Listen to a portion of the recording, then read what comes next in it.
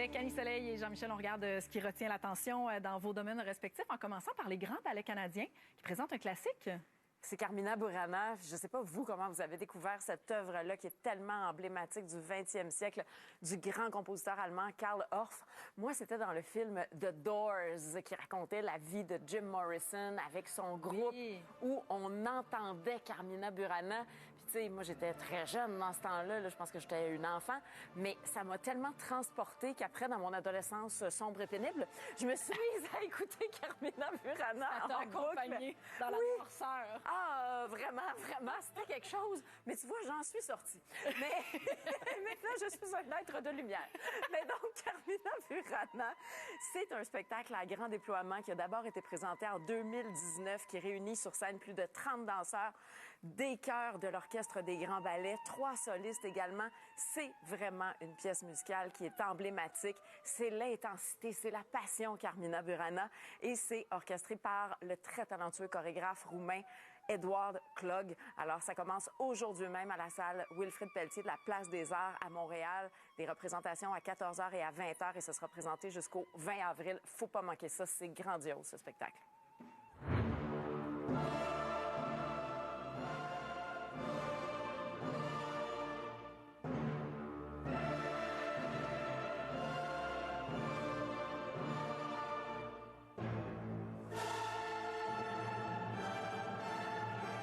On a beaucoup parlé aussi de ce documentaire sur les Alouettes. Ça pourrait être la pièce d'ouverture de ce documentaire quand même, parce qu'on y va, on va dans le vif du sujet, là. On va dans les coulisses. Oui, moi je l'ai vu, cette docu-réalité qui porte sur les Alouettes. Ça s'appelle Les Alouettes Nouvelles en vol. Et ce sera présenté, rediffusé donc aujourd'hui même à TVA, tout de suite après Salut Bonjour, à 10h30.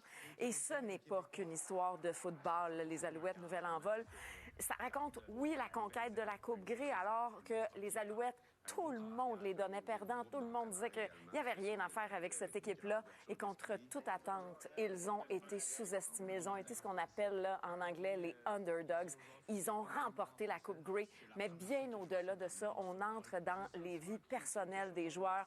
Le deuil, par exemple, de la mère de Marc-Antoine Dequoy, la vie de famille de Byron Archambault. Il y a vraiment quelque chose qui est très touchant là-dedans. On va écouter un extrait de ce qui nous attend avec cette série.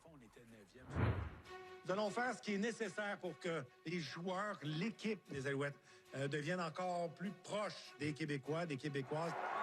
À chaque fois que tu arrives à un camp d'entraînement, tu es fébrile. Tu as hâte de voir la nouvelle dynamique. Un nouveau président, un nouveau propriétaire, un nouveau corps arrière. Un nouveau groupe d'entraîneurs également. Jason est arrivé avec une grande ouverture d'esprit. Du football, on passe au hockey parce qu'il y avait de l'action hier dans la LNH. Oui, puis vous savez que depuis quelques semaines, on surveille beaucoup ce qui se passe dans l'Est, là, parce que c'est la course aux séries, c'est là qu'elle est très excitante. Dans l'Ouest, il y avait un peu moins de suspense, mais hier, on surveillait les Blues de Saint-Louis, notamment, qui étaient en action contre les Hurricanes. Ça prenait absolument une victoire là, pour les Blues pour espérer participer aux éliminatoires. Et le Québécois, Zachary Bolduc, a saisi l'importance du moment. Il a marqué un 3e but en autant de matchs. Le problème, c'est que les Hurricanes sont revenus de l'arrière rapidement. Ils ont remonté la pente pour finalement l'emporter 5-2. Alors, les joueurs des Blues, après leur défaite, avaient les yeux rivés sur une autre partie entre les Golden Knights et le Wild, parce qu'avec une victoire, Vegas pouvait s'assurer d'une place en éliminatoire et du même coup officiellement éliminer les Blues. Eh bien, c'est ce que les Knights ont fait avec un gain convaincant de 7-2 sur le Minnesota. Ça a été une grosse soirée, notamment pour Chandler Stevenson, qui a récolté 4 points. Je vous amène maintenant dans le duel entre les Prédateurs et contre Martin Erat dans l'une des pires transactions de l'histoire de la Ligue nationale, clairement à l'avantage des Prédateurs. Et je termine avec le duel entre les Coyotes et les Oilers. Vous savez que plus rien ne va pour les Coyotes à l'extérieur de la patinoire. Je vous en parlais tout le temps tantôt avec ces rumeurs de déménagement vers Salt Lake City. Mais ils ont quand même vaincu les Oilers. Ils ont vécu un petit moment de réjouissance avec ce but marqué par Mathias Maccelli en prolongation qui a donné la victoire aux Coyotes 3-2. Et tu sais à quel point l'équipe, mais les gens à la maison aussi aiment ça quand tu nous partages un jeu du jour. Un jeu du jour!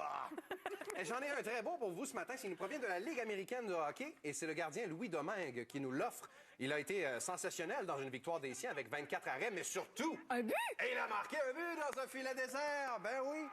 Qui a permis donc au Wolfpack de Hartford de confirmer sa victoire, de l'emporter 5-3 sur les Thunderbirds de Springfield. Et en même temps, ce but, il avait toute une importance parce que ça a permis cette victoire au Wolfpack de se qualifier en série. Et j'adore la célébration de Louis Domingue.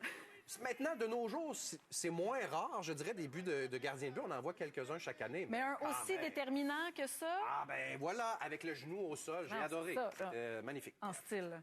Merci beaucoup à vous deux. Dans un instant, on sera avec Alexandre. Puis dans quelques minutes, on se retrouve aussi pour une super belle rencontre avec des explorateurs, des gens qui n'ont pas froid aux yeux. Ah, vraiment. Ouais.